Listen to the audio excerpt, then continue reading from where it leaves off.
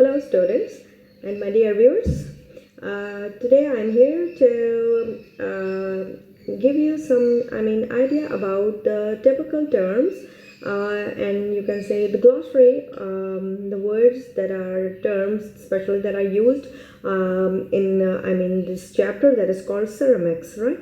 So these terms are very typical and they are not that much easy to follow, that by a layman or by a man by a person who is not familiar with these typical words. So I thought that you should have some knowledge about these typical terms. So let's start.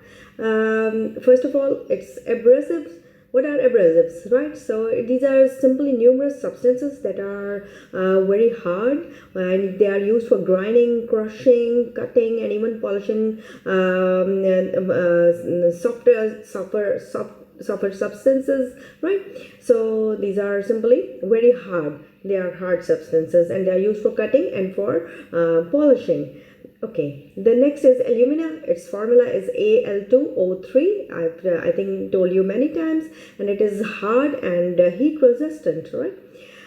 Amorphous, of course, non-crystalline, not having a crystal structure. Okay. Blotting. Now it's a fullness or expansion in the body or feeling or some sort of you can say in the body, inside the body, is some sort of an expansion that you feel filled, right? Resulting over, it could be, and in this sense of ceramics, it could result over due to overfiring or on you can say, or irregular firing, overfiring or irregular firing, right? What is firing? This is the main thing. Firing is a process of heating pottery, right, in a kiln for glazing. Now kiln, again a new term. Whenever I'm telling you a new meaning, it comes, a meaning of a word. There are other terms, typical terms that are used in this chapter, that is ceramics.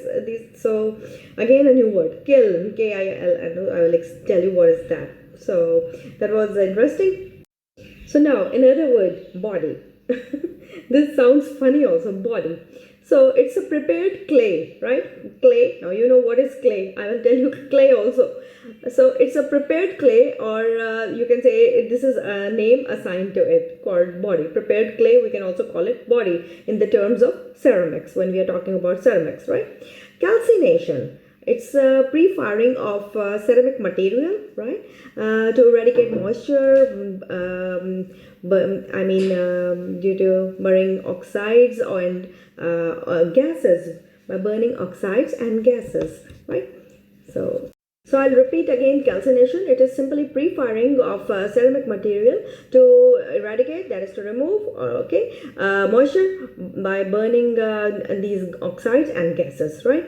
So another term now, again, let's have another term, that is firing. Now this is not that firing that goes on around us all the time. It's different type of a firing that is related to our ceramics. It's a process of heating pottery in a kiln, right, for glazing. It's used for glazing. Glaze is some sort of a layer, a smooth shiny layer that has a shine on our pottery. Yeah, they give us a shine, typical shine. It's called a glaze. It's some sort of a covering also, a coating also, right? I will tell you what is glazing in the next few minutes. Okay, so casting. Now what is casting? It's forming pottery by pouring suspension of a clay body in water, that is called slip, right? S-L-I-P. Now again, as I'm telling you, whenever I'm telling you meaning of word, again there is another new word term which is you are not familiar of. Even I was not familiar of. So again, it's you can simply, I repeat, it's forming pottery by pouring suspension of clay in water, or you can say clay. It's also called slip, right? This is called slip. So what is slip? It's simply suspension of clay body in water and is used for casting ware in molds. So this is.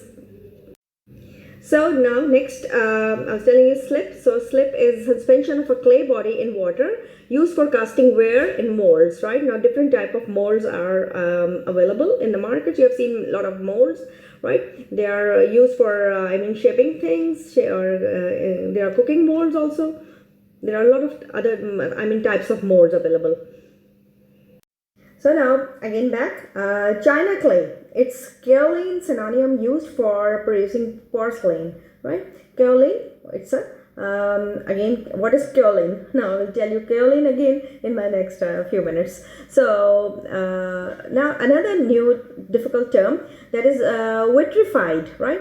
It's a word comes from Latin language, right? It's a Latin word, and it simply conveys us that the substance is non-porous, right? It's not having any pores inside it. It's a non-porous something. It's called vitrified. Okay, so previously, I was telling you slip. So slip is simply suspension of a clay body in water, used for casting wares in molds, right? And stoneware, new term again, stoneware. It is a ceramic body.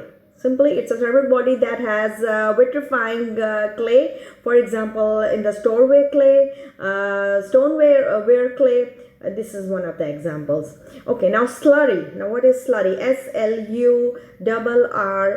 Slurry. Slurry, it's simply some sort of a suspension that is in water. It is made in water. It's a water-based suspension of you can say of clay and water, right? So, talc or talcum.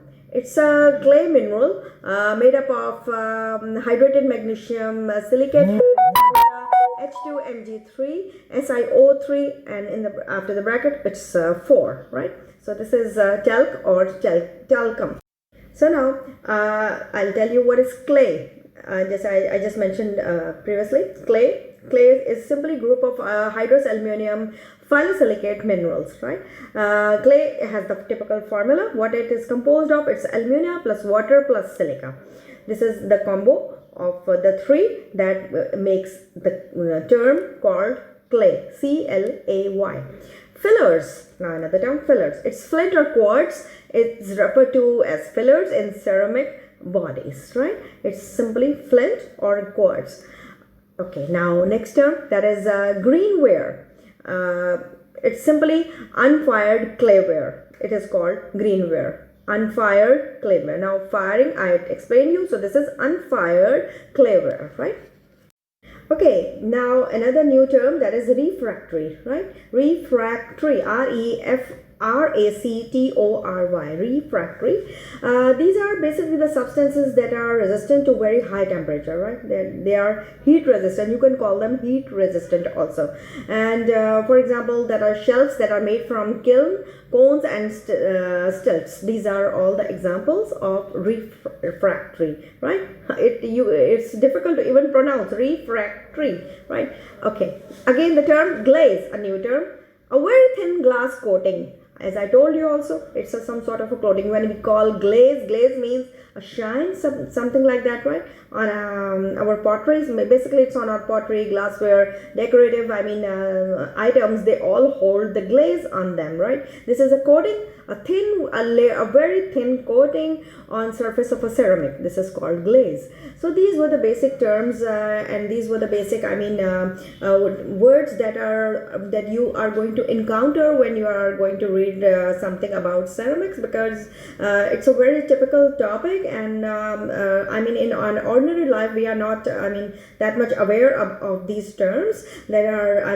used in this topic, and every term holds a specific meaning. So you should be having the knowledge when somebody is saying what is firing, what is kiln, what are abrasives, what are abrasions. These are all the terms which or what is a glaze. If somebody asks you, or what is clay, simply what is clay. So you should be having this knowledge, and this glossary of words, it will help you in understanding all the all the topics that are covered in this chapter, that is of your ceramics. Because when I was going through this topic, this chapter, I was having a little trouble in finding out that what are these fillers. In fillers, they have multiple meanings. Fillers in our scientific world, fillers have other meanings also. So there are many synonyms also. So you should be aware of these particular terms. I hope you like this video, and you will be able to, and this will help you out in understanding this chapter more easily, and you will be able to cover your topics more easily. So I will meet, inshallah, let's meet on the next video, in our next video. Thank you very much.